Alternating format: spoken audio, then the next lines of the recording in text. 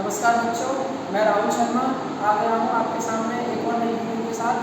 पिछली वीडियो में हमने मैथ्स में NCERT एक्सरसाइज 1.1 कंप्लीट करी थी, जिसमें हमने रेशनल नंबर्स के बारे में जाना था और ये जाना था कि दो रेशनल नंबर्स के बीच में कई सारे रेशनल नंबर्स अगर हमें इंसर्ट करने हो तो वो कैसे करेंगे। आज की वीडियो में हम जानेंगे कि इरेशनल नंबर क्या होते हैं और किसी इरेशनल नंबर को एक नंबर लाइन पर कैसे रिप्रेजेंट करते हैं। तो आज हम समझेंगे व्हाट आर इरेशनल नंबर्स। क्या समझेंगे आज हम? Irrational numbers. तो ध्यान दीजिए, इरेशनल नंबर्स। इरेशनल नंबर्स समझने के लिए पहले हम छोटे टॉपिक से स्टार्ट करते हैं, जो कि है डेसिमल। डेसिमल के बारे में आप ऑलरेडी जानते हैं। ऐसे नंबर जिसमें कहीं ना कहीं पॉइंट रिप्रेजेंट होता है, ऐसे नंबर जिसमें कहीं ना कहीं पॉइंट रिप्रेजेंट होता है। तो मैं आपको बता दूं, डेसिमल आपके दो तरीके के होते हैं। डेसिमल्स आपके दो तरीके के होते हैं। एक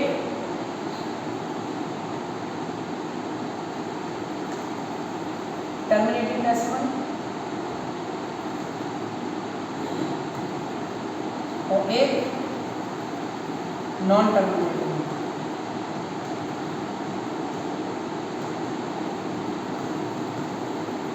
टर्मिनेटिंग डेसिमल्स क्या होते हैं?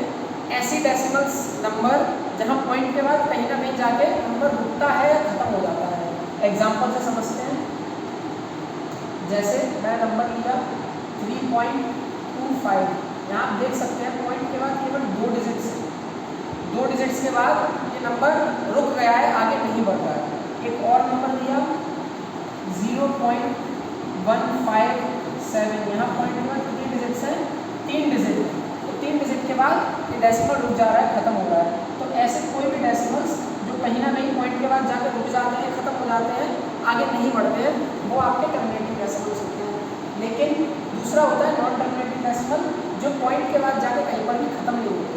अब नॉन टर्मिनेटिंग डेसिमल्स दो तरीके के होते हैं।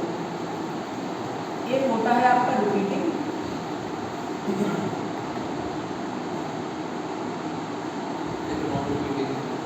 एक होता है आपका नॉन रिपीटिंग।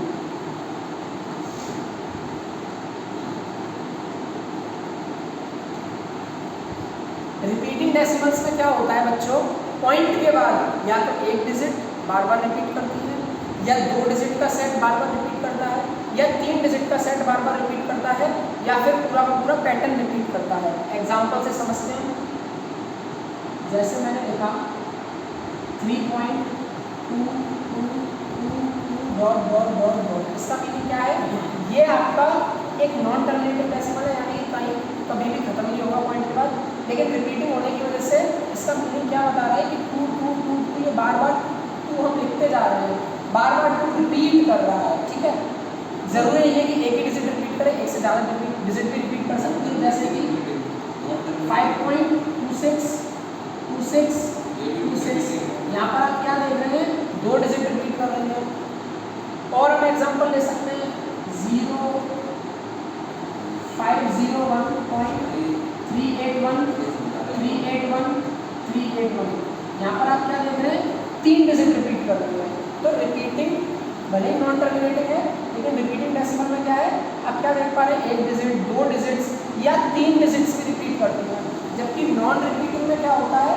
नॉन रिपीटिंग में नंबर्स आपके चलते चले जाते हैं, लेकिन डिजिट रिपीट नहीं करती हैं, पैटर्न में रिपीट नहीं करती हैं। यहाँ सिंगल डिजिट का पैटर्न है, यहाँ 2 डिजिट का पैटर्न है, यहाँ 3 डिजिट का पैटर्न है, जबकि नॉन रिपीटिंग में ऐसा नहीं है। एग्जाम्पल से समझते हैं। 1.579823 डॉट डॉट डॉट, यहाँ पर आप देख पा रहे हैं डेसिमल्स के बाद वो अलग अलग डिजिट आ रही है, कोई पैटर्न में रिपीट नहीं करती है। दूसरा एग्जाम्पल देखते हैं 56.279810 डॉट डॉट डॉट, यहाँ पर भी आप क्या कह रहे हैं कि पॉइंट के बाद जो डिजिट्स हैं वो पैटर्न में रिपीट नहीं कर रहा। अब इस तरह के जो डेसिमल्स होते हैं, जो ना तो टर्मिनेट हो रहे हैं और ना ही रिपीट कर रहे हैं, जैसे रिपीट कर रहा हूँ, ऐसे डेसिमल्स जो ना तो टर्मिनेट हो रहे हैं और ना ही रिपीट हो रहे हैं, उन्हीं डेसिमल्स को हम क्या कहते हैं? Irrational numbers. उन्हीं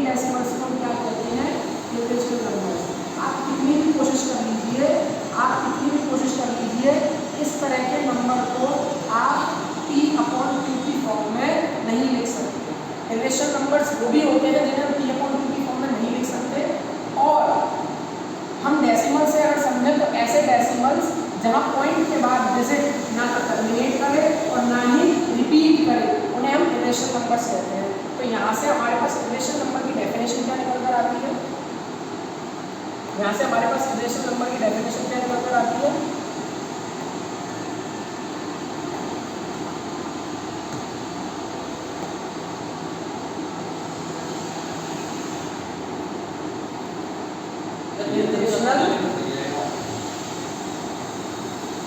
नंबर्स, इरेशनल नंबर्स आपके कैसे डेसिमल्स होते हैं? These are the decimals which are neither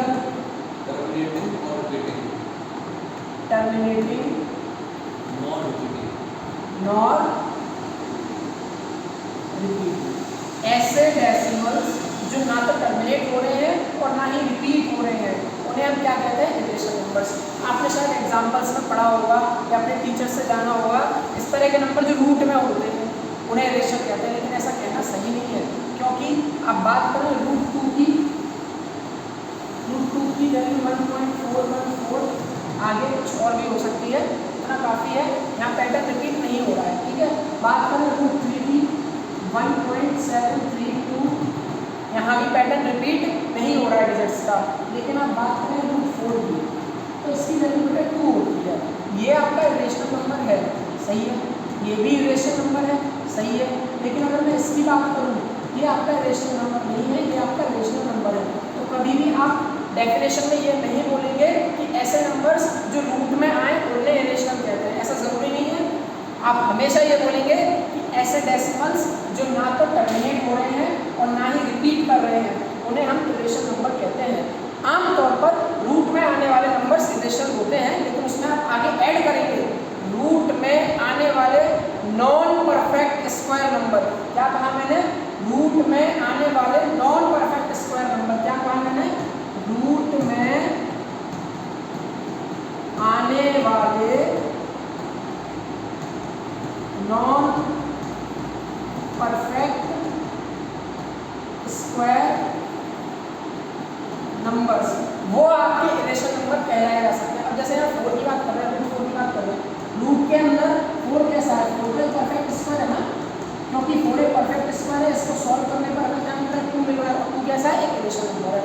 तो जब भी आप रूट में आने वाले नंबर्स की बात करेंगे तो ये जरूर ऐड करें अपने डिफाइन में, नॉन परफेक्ट स्क्वायर नंबर, उन्हें हम इरेशनल नंबर्स कहते हैं, ठीक है। पिछली क्लासेस में आपने ये सीखा था कि किसी रेशनल नंबर को नंबर लाइन पर कैसे रिप्रेजेंट करें। लेकिन आज की क्लास में आप ये जानेंगे कि इरेशनल नंबर को नंबर लाइन पर कैसे रिप्रेजेंट करते हैं। एग्जांपल देखें जरा। Represent √2 on the number line. √2 को नंबर लाइन पर रिप्रेजेंट करना है, ठीक है। आप ध्यान रखें, जब भी इस तरह का क्वेश्चन आए पाइथागोरस थ्योरम आपके दिमाग में हमेशा फिट होनी चाहिए, ठीक है। मैं थोड़ा सा रफ वर्क आपको करके बताता हूँ, देखिएगा। क्या मैं √2 को √1+1 लिख सकता हूँ? √2 को √1+1 लिखा जा सकता है। आगे बढ़ते हैं। क्या 1 को 1 का स्क्वायर और आगे 1 को 1 का स्क्वायर लिखा जा सकता है? बिल्कुल लिखा जा सकता है, बिल्कुल लिखा जा सकता है। अगर मैं एक ट्राइंगल ले लेता हूँ, राइट एंगल ट्राइंगल, जिसमें बेस की वैल्यू भी 1 है और आपके परपेंडिकुलर की वैल्यू भी 1 है, बेस की वैल्यू भी 1 है और परपेंडिकुलर की वैल्यू भी 1 है, तो आप क्या पाएंगे? पाइथागोरस थ्योरम क्या कहती है बेटा? p² + b² = h²। p में क्या है? परपेंडिकुलर में क्या है आपके पास? 1 है। परपेंडिकुलर में क्या है आपके पास? 1 है, 1 का स्क्वायर। बेस में क्या है? बेस में भी आपके पास 1 है। यहाँ मैंने 1² लिख दिया, = h²। 1² की वैल्यू 1 होती है, अगेन 1² की वैल्यू 1 होती है। यहाँ 1+1 कितना हो जाएगा बेटा? इधर क्या चलेगा? h²। यहाँ से मैं स्क्वायर हटाऊंगा तो h की वैल्यू क्या आ जाएगी बेटा? √2। h की वैल्यू क्या आ जाएगी बेटा? √2। यानी कि जो मैंने यहाँ पर कैलकुलेशन की है उसमें मैं क्या मान सकता हूँ? ये 1²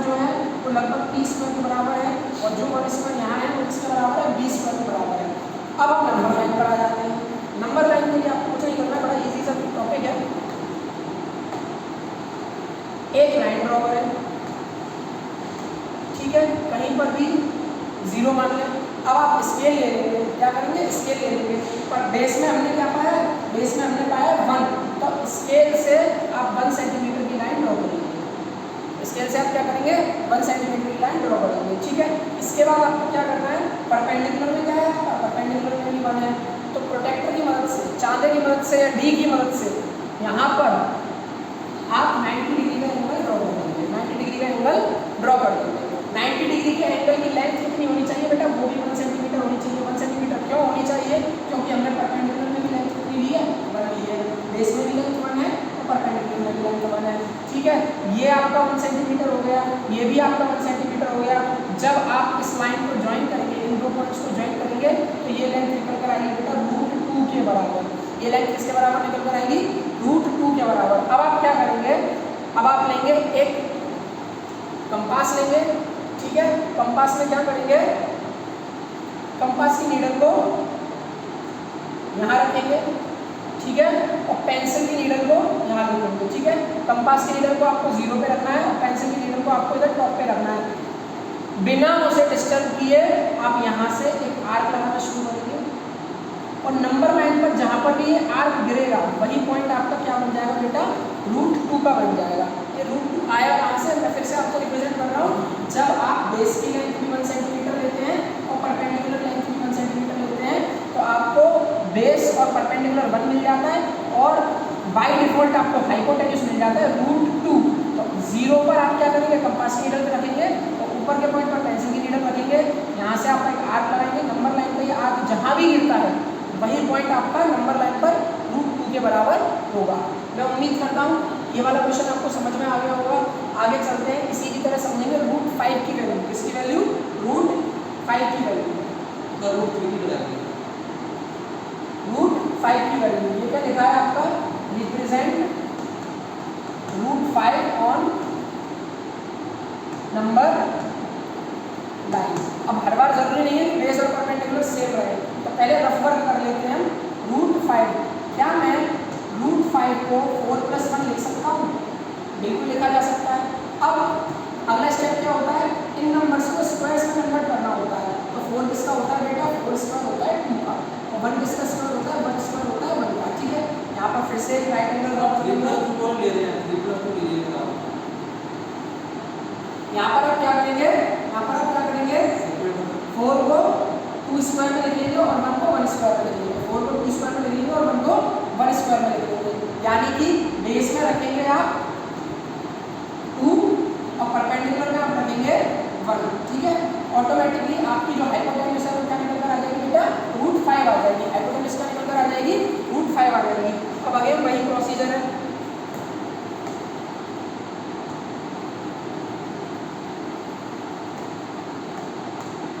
एक लाइन ड्रॉ करें, कहीं पर भी 0 पॉइंट मान लीजिए, स्केल लीजिए, स्केल की मदद से 1 सेंटीमीटर 2 सेंटीमीटर, यहाँ पर आपने 2 सेंटीमीटर की लाइन ड्रॉ करी, ठीक है।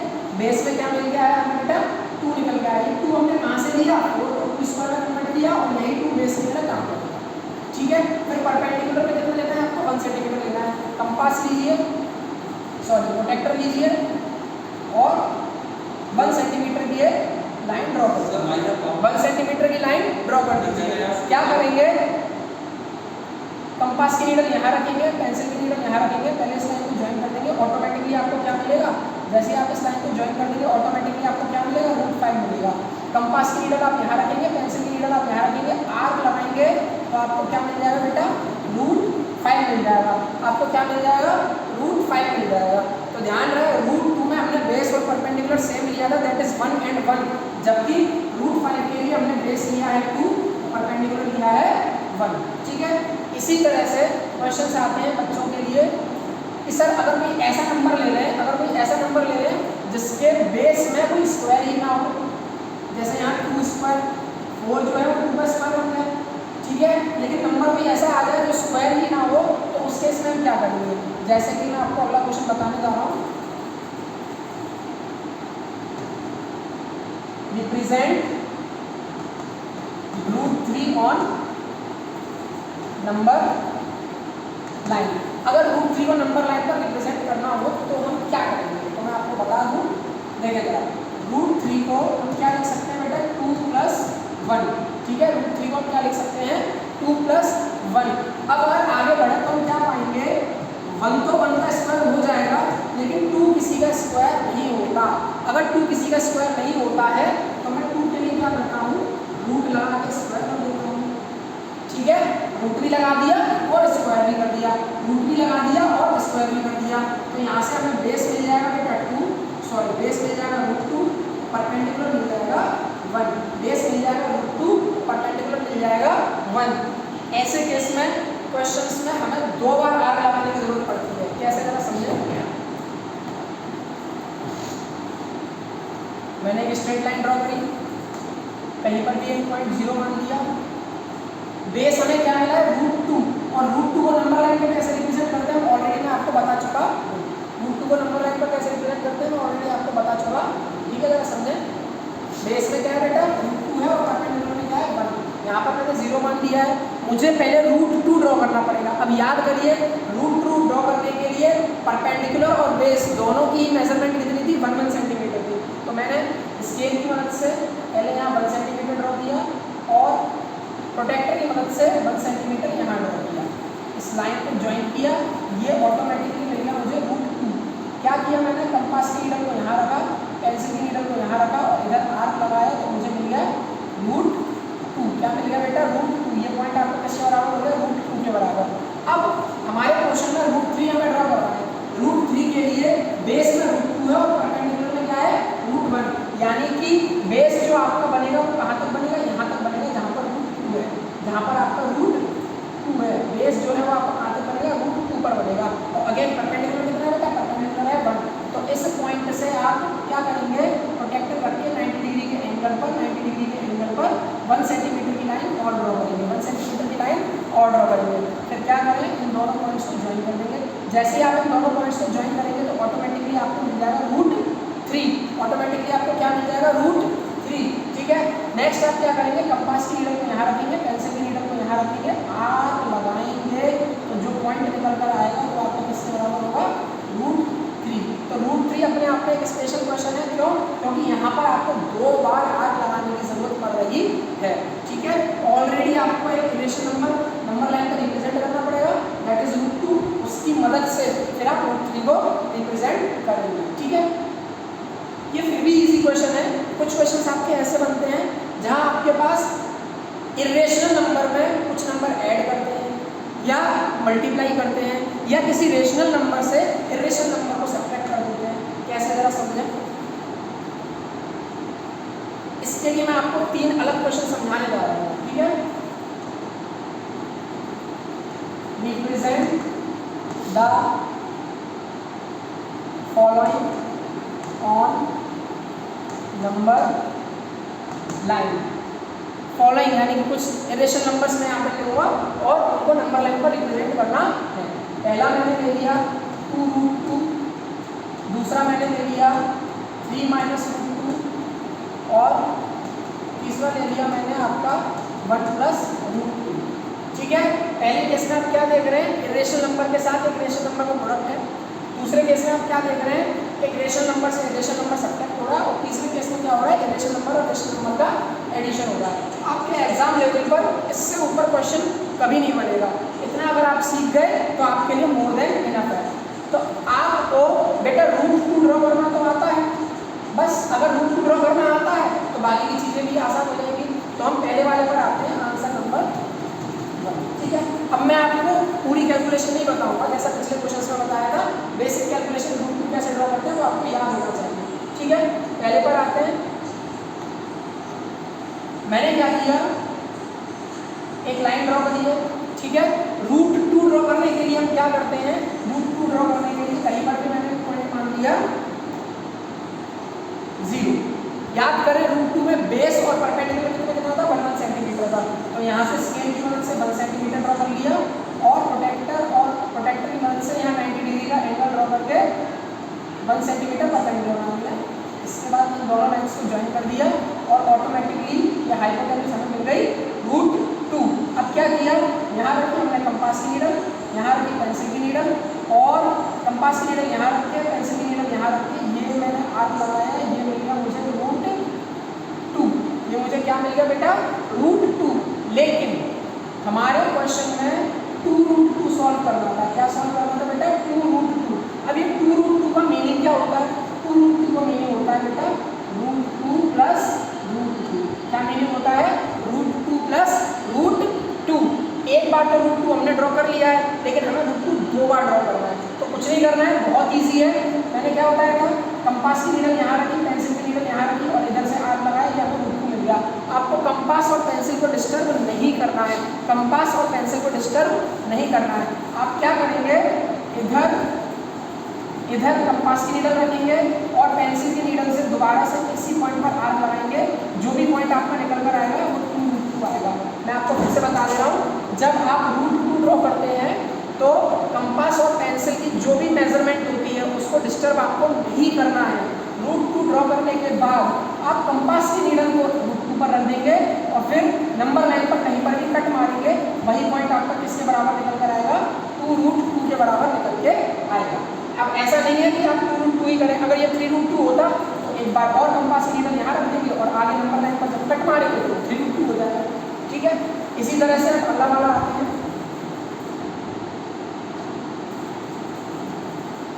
3 माइनस √2। गौर करें, जब हमने √2 ड्रॉ किया था तो 0 से स्टार्ट किया था। कहाँ से स्टार्ट किया था? 0 से स्टार्ट किया था। ठीक है, यहाँ 3 माइनस √2 बताने से पहले मैं आपको पहले थर्ड वाला बताता हूँ, तब आप 3 माइनस √2 ईजी से समझ पाएंगे। 1 प्लस √2। ठीक है, याद करें जब हमने √2 ड्रॉ किया था तो 0 से स्टार्ट किया था, लेकिन यहाँ पर क्या है? 1 प्लस √2 है। तो जहाँ पर भी आपने 0 यूज किया था उधर 0 की जगह आप 1 यूज कर लें, क्योंकि सिंपल √2 था तो आपने 0 से स्टार्ट किया। यहाँ 1 प्लस √2 है तो आप कहाँ से स्टार्ट करेंगे बेटा? आप स्टार्ट करेंगे 1 से। आप कहाँ से स्टार्ट करेंगे? 1 से स्टार्ट करेंगे। फिर रिपीट कर रहा हूँ, √2 के लिए 0 से स्टार्ट करेंगे। 1 प्लस √2 है तो 1 प्लस 1 से स्टार्ट करेंगे। मान लीजिए 3 प्लस √2 होता तो यहाँ पर आप नंबर क्या लिखते? यहाँ पर आप नंबर लिखते 3। यहाँ पर आप नंबर लिखते बेटा 3। ठीक है, और अगर मान लीजिए 7 प्लस √2 होता तो यहाँ पर आप नंबर क्या लिखते? यहाँ पर आप नंबर लिखते 7। यहाँ पर आप नंबर लिखते 7। ठीक है, लेकिन यहाँ पर क्या दिया हुआ है? 1 प्लस √2, तो मैंने यहाँ पर नंबर क्या लिखा है? 1। अब √2 ड्रॉ करने के लिए क्या होता है? 1 सेंटीमीटर की लाइन आपको ड्रॉ करनी है। 1 सेंटीमीटर की जैसे आप लाइन ड्रॉ करेंगे तो यहाँ पर आप अगला नंबर 1 के बाद क्या आता है? 2 आता है। 1 सेंटीमीटर की लाइन ड्रॉ करेंगे तो 1 के बाद अगला नंबर क्या आता है? 2 आता है। ठीक है, अब बेस 1 सेंटीमीटर और परपेंडिकुलर भी 1 सेंटीमीटर। √2 के लिए बेस और परपेंडिकुलर दोनों 1 सेंटीमीटर है। ये 1 सेंटीमीटर की लाइन मैंने ड्रॉ कर दी है 90 डिग्री पर।